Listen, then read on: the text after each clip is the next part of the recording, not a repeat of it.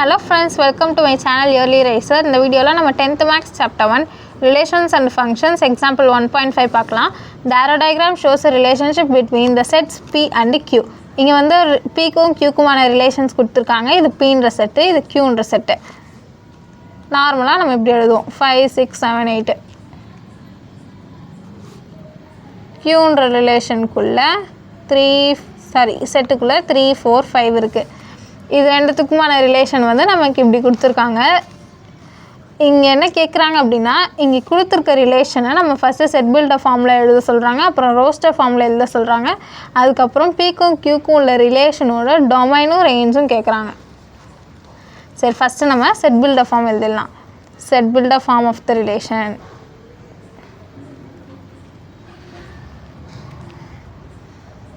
Set builder form of R.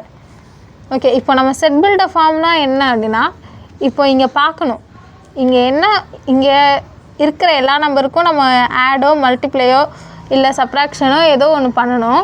இது மூணுக்குமே ஒரே மாதிரி தான் பண்ணணும். அப்படி பண்ணால் இந்த ஆன்சர் வரணும். அப்போனா இங்கே 5, இங்கே 3, 6 4, 7 5, 5லேருந்து 2 போச்சுன்னா 3, 6ல் 2 போச்சுன்னா 4, 7ல் 2 போச்சுன்னா 5. அப்போ ஜென்ரலாக இங்கே சப்ராக்ட் பண்ணியிருக்காங்க. இதை நம்ம எக்ஸ்ன்னு எடுத்துக்கலாம், இதை நம்ம ஒய்ன்னு எடுத்துக்கலாம். இப்போ இந்த ரிலேஷனில் எக்ஸும் இருக்குது ஒய்யும் இருக்குது. X comma Y. ஒய் எப்படி கிடைக்குது? நமக்கு எக்ஸ்லேருந்து 2 மைனஸ் பண்ணிட்டா ஒய் கிடச்சிருது. அப்போ X belongs to P, Y belongs to Q. இதுதான் செட் பில்டர் ஃபார்ம். நம்ம ஜென்ரலாக எழுதணும் இதை. இங்கே 5 - 2 3, 6 - 2 7 - 2 அப்படின்னு தனித்தனியாக இந்த நம்பரை எழுதாமல் ஜென்ரலாக இதை எக்ஸ்ன்னு வச்சுக்கிறோம், இதை ஒய்ன்னு வச்சுக்கிறோம்.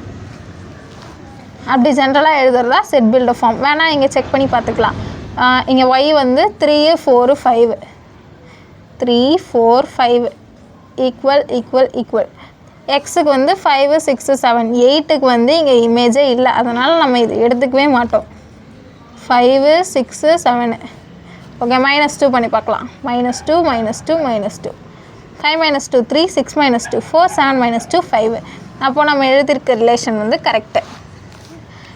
இதை வந்து எக்ஸ்ன்னு எடுத்துக்கணும், இதை ஒய்ன்னு எடுத்துக்கணும்.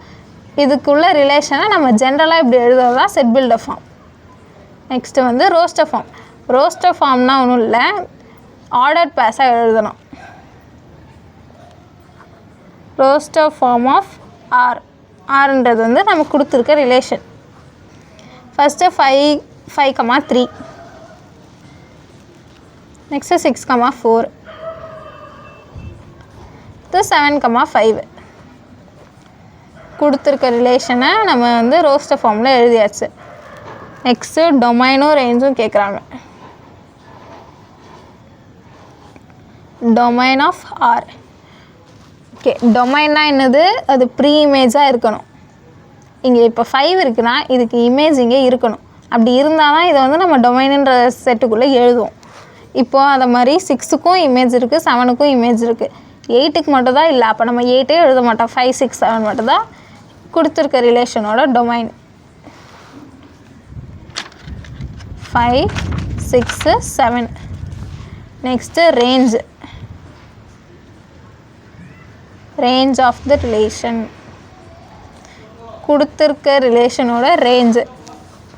எதெல்லாம் இமேஜாக இருக்கோ அதை தான் நம்ம இதில் எழுதுவோம். இங்கே பார்த்தீங்கன்னா 5ஓட இமேஜ் வந்து 3,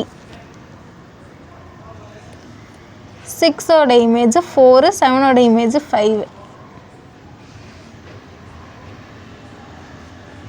அவ்வளோதான். இதை வந்து நம்ம இங்கே ஆர்டர் பேர எழுதியிருக்கோம்ல, அதுலேருந்து கூட எடுத்துக்கலாம். இங்கே டொமைன்னா இங்கே ஃபஸ்ட்டில் இருக்க நம்பர் 5 6 7, ரேஞ்சுனா 3 4 5 செகண்டில் இருக்க நம்பர், இப்படியே எடுத்துக்கலாம். தேங்க்யூ.